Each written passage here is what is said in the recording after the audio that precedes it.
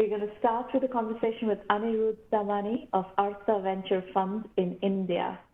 Welcome, Anirudh. Great to see you. Hi, thank you so much for having me here. And amazing work on 591 episodes. That's some true perseverance to get there. Yes, indeed. So let's get you acquainted with the audience. Tell us a bit about Artha, your background, however you want to introduce the work that you are doing. No, thank you so much, and for letting me share some of my thoughts about venture building and obviously venture investing. I have had a very interesting journey to becoming a venture capitalist. I started out as a door-to-door salesman in a small town called Midland, and right next to a town called Odessa in West Texas. My first 7 months at the job, I knocked on 100 doors a day, and I was responsible for selling long-term energy power contracts to homeowners in West Texas. After 7 months, I was tasked to set up a commercial energy team, and I think that pretty much was my initiation to business for the first time. So within 5 years, I was managing close to 500 people in sales, door-to-door commercial sales across the US. And I turned entrepreneur towards the end of 2009 when the business I was working in got strapped for cash during the Great Recession. Ran the business for 3 years with a couple of friends who were also my partners. And then I sold that my portion of the business in 2012, moved back to India with the sole intent of creating something in infrastructure within India. However, when I got to India, it was a very different world than what you see as India today.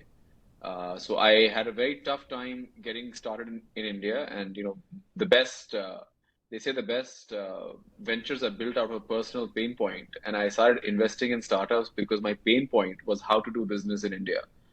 So over the course of the next 8 years, I built out a portfolio of almost 70 startups. Many of them have become household names in India and globally. And then we set up this venture capital fund in 2019. At the time, it was India's first micro VC fund. And we went out to raise actually 15 million. We ended up raising 33 million. And now that journey is becoming much larger. We're about to launch our second fund, which will be probably double the size of the last one, to continue investing in the winners of the first portfolio. So it's been a great journey. Like I said, we've had fantastic stories, and I'm sure I'll get a chance to share some of them today. And looking forward to sharing with the 1-on-1 million group. So let's talk about a bit of the fund positioning. What do you like to invest in? Is it B2B, B2C, both? What's your sweet spot? So usually I don't look at investing in sectors where we invest. So when we're looking at it as a venture fund, we are currently investing in 3 specific themes, and we are towards the end of that theme right now. So what the 3 themes we were investing in was direct to consumer, which in India has taken off in a big way. The second theme, which was a 30% allocation for the last 4 years, is direct to consumer enablers. And the fourth theme has been B2B SaaS. And B2B SaaS has been a feature of my last 10 years. If you look at the over 107 startups where we are invested, probably 40% of the portfolio has been B2B SaaS. Now, we usually come into a company at what I would call seed plus, like a late seed kind of a stage. And we invest anywhere between 200,000 to 600,000 in an early seed or a late seed round, but we have allocations to double down on the same companies all the way up to Series A. So 70% of our fund has been allocated for follow-on investing, and that feature has really helped us, maximize our position and our investment into firms that are doing very well and startups that are doing very well. And then the founders also have a lot of security, knowing that they don't have to keep going out to market to raise further funds. As long as the metrics and as long as things are going well, they have an investor who can probably go on to invest $3 million across 3 rounds into their company.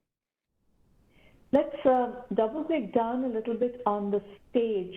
So the follow on I understand, but when you write your first check into a deal, what do you want to see by way of metrics?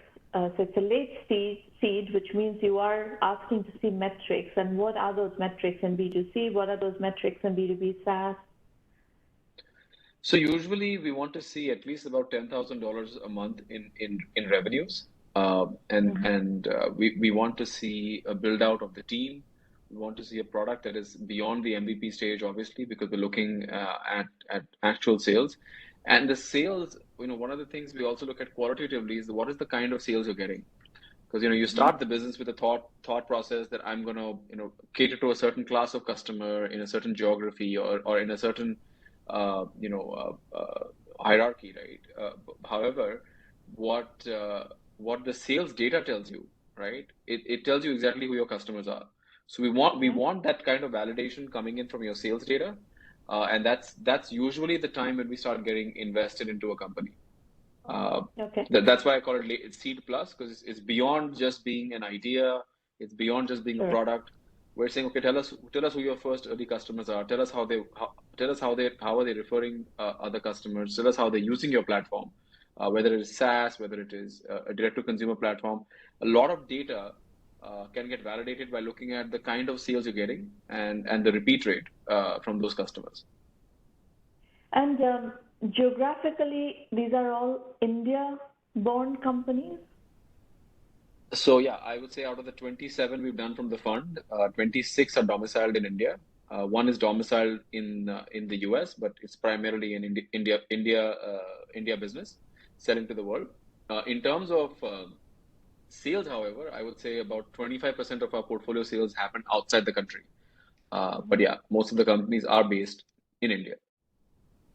So I assume the B2B SaaS strategy is global SaaS companies, born in India or operating primarily out of India, but global. Absolutely. In fact, I think most of those 25% of the sales, and majority of that is probably dominated by companies that are B2B SaaS companies selling to the world. However, what's been interesting is also on the direct to consumer front, we've had a couple of brands that are now getting orders from the US. They're getting orders from Europe. In fact, one of our edtech platforms called Hopspace, which teaches chess online, is probably the world's #1 platform for learning chess online for children.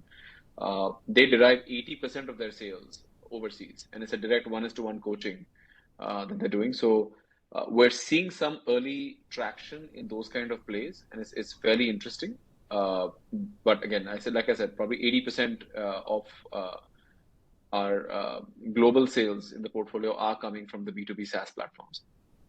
Okay, so let's do a few case studies of companies that you have invested in, and as you were talking about them, talk about how you encountered them, in what stage, and what is it about them that convinced you to write that first check. And I want to start with your pre-Artha Fund days, when you were doing just pure angel investment. What kind of companies were you investing in, and what was that early experience like? And the reason I want to go there is because I want to, with your commentary, I want to trace a little bit of the journey of the Indian venture capital world as well, and the startup world. Oh, that's such an interesting question, and I love the way you framed it. So let me first tell you that I went to college to study computer science, and I after my first 2 semesters realized I wasn't built to write code. So I'm in no ways a techie. And obviously most of the businesses I've invested in, they're all tech-enabled startups. So one thing I've always believed in is that since I don't understand the technology side, I always seek from the entrepreneur or the founder their brilliance in taking a very complex concept and making it very easy for me to understand. I think that's filter number 1 for me. Because if a founder cannot explain their business to me within 5 minutes, right, I believe that usually that founder probably doesn't understand that business himself or herself, right? And that's why I think it's very important for me when I'm looking at any founder, right? What is the actual business that you're in, right? And I think, for example, when you look at McDonald's, many people believe it's a foods business, but it's actually a real estate business, right? And so on and so forth, right? Who's the real customer that you're going after? So A very good example for me, probably the way we invested in I think probably India's first decathlon at the time, Oyo Rooms. I'm a first round investor in that company. Um, and when I met Ritesh, he was 18 years old. He had dropped out of college, and go back to 2012, dropping out of college in India was a big taboo, right? Parents were not okay Yeah. with their children dropping out. Things have changed 10 years later, but at the time, dropping out of college so you could start a business was just never heard of. However, what he was really trying to build was, he was saying that, listen, there's this platform called Airbnb. It's doing extremely well in India and overseas. But what's happening is that when somebody who's coming from a business background is a salesperson who needs to frequently travel, and he wants a standardized experience across India, right? It's a very difficult experience to find, right? So in what I mean by that, a two-star hotel, like what you would have like an Econo Lodge in the US or a Motel 6, that experience in India is is broken, right? Because what constitutes maybe a two-star property in Bombay would look like very different from a two-star property in Delhi, and very different from a two-star property in Calcutta, or very different from a two-star property in Bangalore. So what he Mm-hmm. wanted to do initially was to take the homestay experience and standardize that for corporates across India, right? And he was very successful in doing that for the first 6 months, and then found a bigger niche, which was to actually go after the two-star hotel space and start standardizing, independently run hotels by branding them as Oyo rooms, and effectively coming up with a very simple thesis saying, you know what, I'm only going to provide you with a clean room with free breakfast and free Wi-Fi, and those are the three premises that I promise. Everything else is a plus plus. And I, coming from a background, and this is where I think when you become a venture capitalist, or even when you become a founder, you realize the value of experience, right? Because I used to be on the road, probably 25 days out of the month. I've lived in a lot of econo lodges. I've lived in a lot of Motel 6s, right? I've lived a lot of days in and comfort inns and La Quintas across the length and breadth of the US. So I Yeah. understand the value and the kind of effort it took to standardize that experience across the board, and why Yeah. that really matters to corporates. And I believe when I was looking at the deal, I could understand what he was doing, because much of my staff at the time was having tough experiences, especially the females, right? Where they would go to Delhi, and we would get them a business hotel, which was supposed to be business hotel, but it would be right next to a very shady area. Right? There was very shady activities going on in the hotel. There was no standardization. But the same hotel or similar hotel in Bangalore, and at the same similar price point, would be a fantastic hotel. So it's a very Mm-hmm. difficult thing for an administrative team to know that you're going to get a standardized experience across India. Exactly. Oyo did that, right? Oyo did that, and it solved a massive need. It took off, not just in India, it took off globally, right? It went on to become pretty big in China, in Japan, and we saw almost a 300x multiple on that deal in less than 4 years, simply because he solved such a huge market need with a very simple premise, and focused on being tech enabled versus tech first. And today, what you see, I mean, at least our experience with Oyo has been that it's a top performing investment until now. Mm-hmm. And so the concept and the idea resonated with you really well because of your experience. Is there something in the founder that speaks to you? Of course, this sounds like it was a deal, at a concept stage deal in 2012. This is not what you're doing now. Yeah. Now it's It's a more very different revenue. ecosystem, very different ecosystem, right? Yeah. So one of the things that we also found in this in Ritesh was, he's tough as nails. He's very driven, very focused, and at the age of 18, he has such confidence sitting in front of 15, 16 angel investors, all seasoned professionals, and business owners themselves. The way he carried himself, the way he was willing to negotiate, right? And really, his focus wasn't valuation when he came to us. His focus was, I need this money because I need to get from point A to point B. And the only way to do that is I need this capital, right? And I think that showed a lot of maturity very early. And if you look at the kind of rounds he raised and the kind of investors he stitched together, He had Lightspeed, that invested right after us. Then there was Sequoia, then there was GCP, there was SoftBank, and a host of other investors that kept coming in. He was able to keep stitching these rounds together, but also keep all his investors happy, convinced, and backing him all the way through. And for somebody who had not been to college, even today, Ritesh would be what, 28 years old. In the last 10 years, a guy with that little experience, right, in and being able to manage such a complex number of transactions and investors, hats off to him. Yeah. Now, what's changed today, I would say, is that we're no longer investing in concept stage companies, right? We're getting, because the ecosystem in India has matured, right? There are now Yeah. second time and third time founders coming up.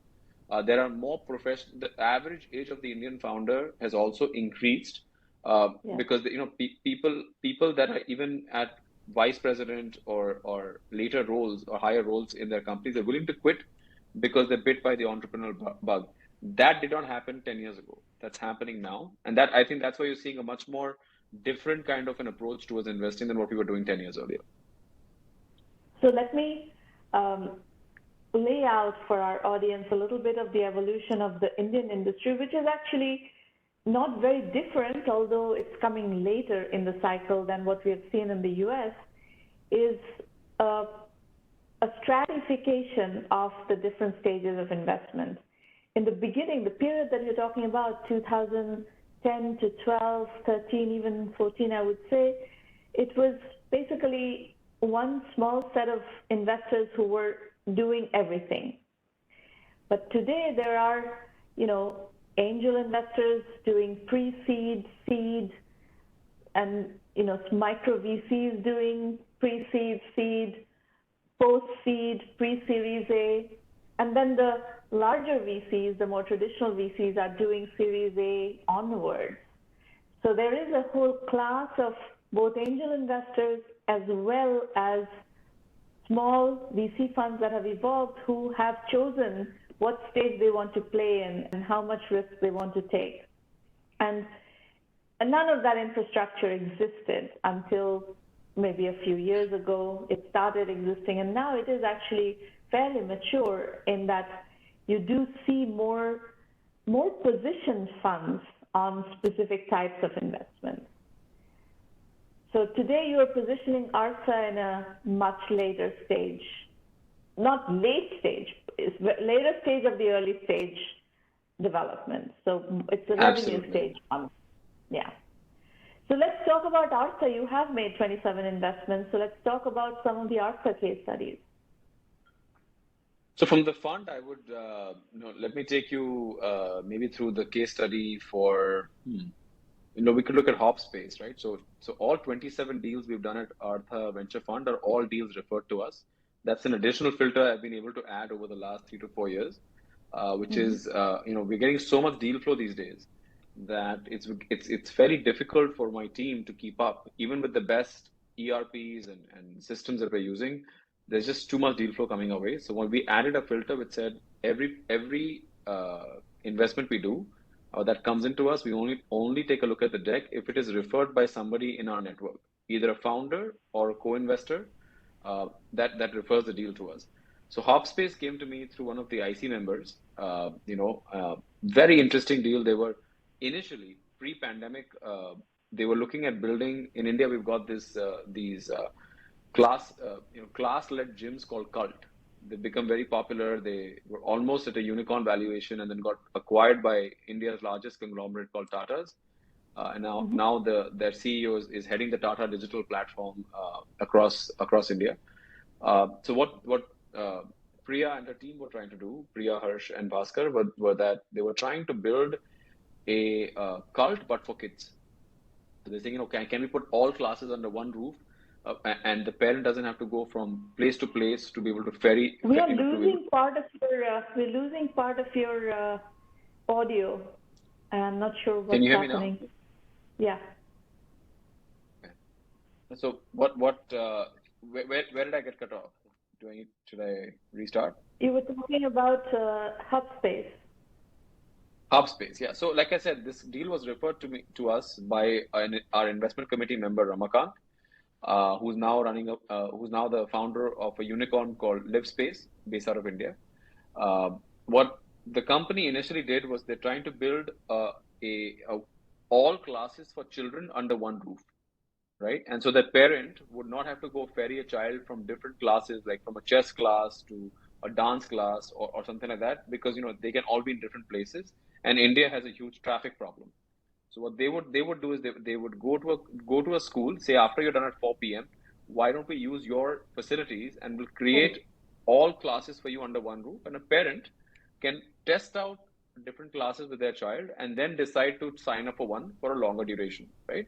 That was what they wanted to do initially. They had a number of schools that were signed up, and then the pandemic hit us in March of 2020. The business went through a tremendous change. They had to go quickly think about going from offline to online classes. They Right. tried doing the online marketplace model. Um, we I thought the idea was very interesting because I have a lot of friends who have children, and I see how they have to ferry their children from place to place, and it's in India sometimes going 10 kilometers can take an hour. So Yeah. that definitely was a pain point to solve. And also, parents want their children to be exposed to a number of activities before they Mm-hmm. decide what they really want to take up. So this was really solving a huge market need. Priya and her team were very, very motivated. We led about a $250,000 seed round into them.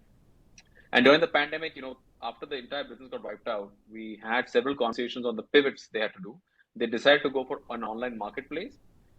For the first 7-8 months in India, if there was a bunch of educational platforms that took off. So the customer acquisition cost just kept skyrocketing. It got to a point where there was no possibility that the kind of CAC that Hopspace was paying was going to get covered by the LTV of that customer, right? And customers were also shopping around because every platform was willing to burn capital to get a Mm-hmm. customer.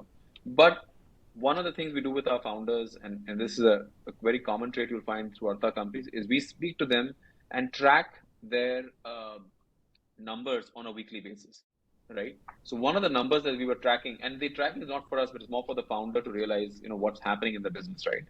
One of the things they realized was they were never going to make money. They would burn through this entire Right. $250,000 if they did not pivot into something that was more sustainable. And through this data that they were collecting, they realized, chess was a game where they actually had a very strong LTV CAC ratio. While everywhere else they were below one, the LTV CAC here was 3 to 4x. And that's when they pivoted, with they obviously they needed assurance that, would Artha and other investors back it. And we said, listen, you focus on chess, you become number one in chess, you really own that category, we'll write a follow-on check into you. And I think that motivation also helped them to pivot to chess as a full-time activity. Today they are, doing almost $500,000 a month in revenue, and they're growing their platform about 20% month on month, simply because they've become the de facto platform for chess, with 80% of the Mm-hmm. revenues coming from UK and US. What I believe really helped the company was that because they were tracking the numbers so minutely, they were really trying to understand how can we create a growing business that is also sustainable. They were able to get into one category. We just did their Series A round about 6 months ago, and they're now valued at a $25 million valuation. So the company's done very well, and we're very happy for the future prospects. Anirudh, this example that you gave of a B2C venture out of India that is doing global business, how common is that across your portfolio? I would say probably 1 out of 5 businesses which is on the B2C side, is either looking overseas or also getting inbound interest from overseas locations. And And is I that think a lot. primarily in ed tech, or is there a category trend in there? I have seen it in Ayurvedic companies. We're investors in an online astrology platform, a lot. And I think what's really helping is that the Indian diaspora, right, across the world, Indians are spread across the world. We're, in all countries of Europe. We're all across Southeast Asia. Obviously, US, we do very well as a minority. I think that has really helped many of these platforms scale overseas. because for example, if you're looking at Hofspace, right, the Indian parents are very comfortable because most of the tutors are Indian. When you look Yeah. at InstaAstro, right, astrology is a big part of the life of an Indian, and normally astrologers are very difficult to find. They're very difficult to to book times with, and here comes a platform that allows you to book it as you would book somebody for a haircut, right? Just as simple as that. And I think that those kind of things have really helped build their offline presence, or sorry, the overseas presence for B2C businesses. And now that the Indians over there are using it, and they're usually very influential people in their neck of the world. There's also South Asians using it, and then it's also percolating down to the common the ethnic population also using these kind of platforms. Mm. And what are some of your experiences in B2B SaaS? Several. So our leading investment in B2B SaaS today is a company called Exotel. Exotel is a cloud telephony provider. They basically, you could say that they are the Twilio of India. This is a company where we are a seed investor since 2012. They took 7 years. So before I get there, let me tell you that this also was a company I chose simply because there was a personal pain point. Setting up an EPBX ecosystem in India in 2012 was very complicated and very expensive in India at the time. And Exotel basically would provide you a virtual number and create the logic flow for your communication strategy in less than a day, right? Just plug and play. And that was a game changer, especially for early stage startups that did not have the bandwidth, the time, and the money to be able to set up physical phone infrastructures, right? And so this was the first company that allowed you to receive phone calls from a board line onto your cell phone directly, Okay. and it would record the call and also start adding logic on top. This company also reminded me of the cloud telephony provider I was using when I was an entrepreneur in the US. And so it was a very quick understanding of what the company could do. And I got closely associated with the entrepreneur, helped, in many ways to also pitch this to other startups, especially the startups that we were investing. We always pitched their product as the product for cloud telephony. Took 7 years to raise a follow-on round, right? What was brilliant about the business was that they were solving such a huge market need on the B2B SaaS side. They did not need copious amounts of capital to run operations. They only raised, I think at the time it was something like $300,000, right? And they did not raise any money for 7 years after that.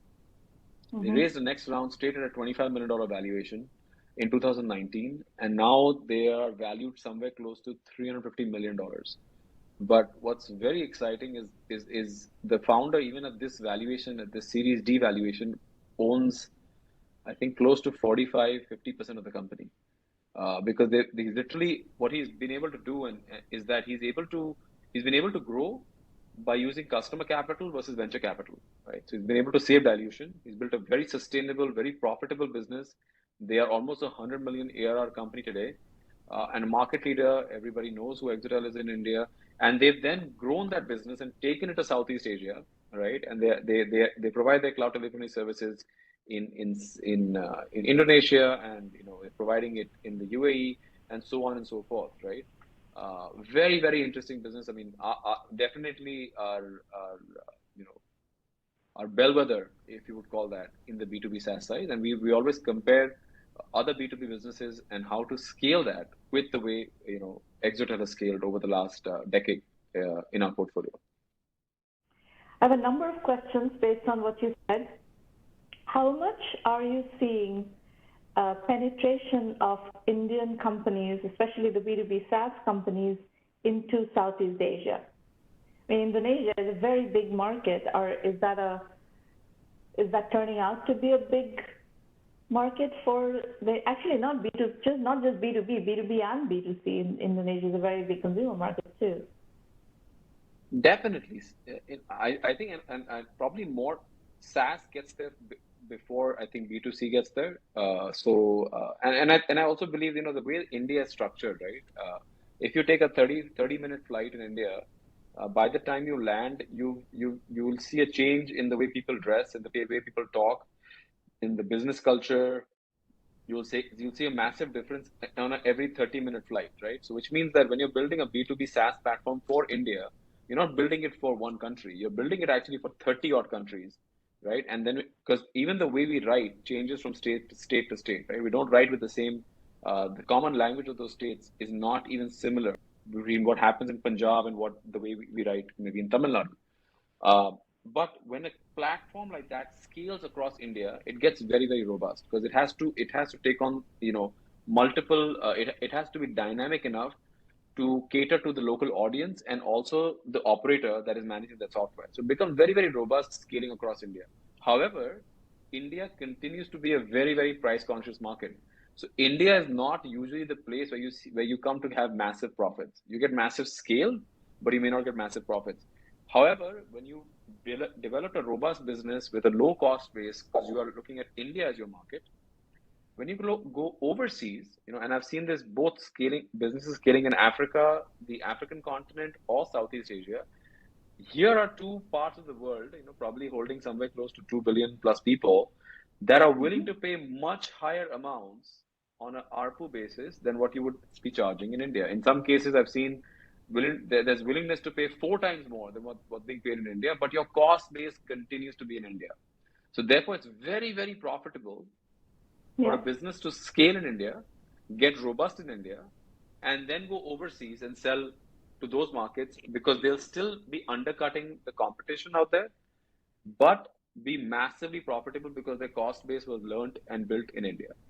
So that's the reason why a lot of these platforms are moving or are looking at Southeast Asia. They are looking at Africa. They are looking at Europe. Because their cost-based structures are set, and they see massive, increase on a revenue per unit basis just by being overseas. Well, the India Silicon Valley tie has been very, very strong for a long time and has strengthened over the years. So we do see a lot of the, companies starting in India and then setting up a headquarters in San Francisco or the Bay Area and then going after the US market. But I'm actually very interested in what you're saying in what's happening with Indian companies selling into Africa, Indian companies selling into Southeast Asia, because they are underserved markets. The profit level is not going to be as much as the US, but the US market is also very competitive, whereas those markets are actually virgin markets where the competition is much lower. The customer acquisition cost is lower, Facebook advertising, Google advertising is much more reasonably priced. So it makes a lot of sense for a lot of Indian startups to go into those markets. And I think you're saying that it is starting to happen more. Absolutely. And I think all the points you made, they're so valid. I also think there's a much stronger cultural connect with the African subcontinent. Indians have been there for several generations now. And I think also because we're a very strong English-speaking population, there is a much better, connection with those markets. Also, it helps that we're probably much closer to them in terms of time zone, right? You're talking between Silicon Valley and Singapore, the time zones can be fairly wide. So I think all of those things help the India cause. Also, if you think about it, dollar has rallied against global currency. So if you're billing in dollars and that to US dollars, right? Usually, as the currency depreciates, the cost for many of these companies in these areas keeps on increasing, right? And when you're looking at an India cost base, because as we depreciate, our revenues go up. We can probably maintain the same price or even lower it and be more competitive because we come from from a market that is not dollar based; it's rupee based. Yeah. The other question I have is about the rest of India, right? So we know that Bangalore has developed very well. We know NCR, Delhi NCR has developed very well. Mumbai, Pune, Hyderabad, Chennai, all these have developed well. What are you seeing in your deal flow on ventures from the rest of India?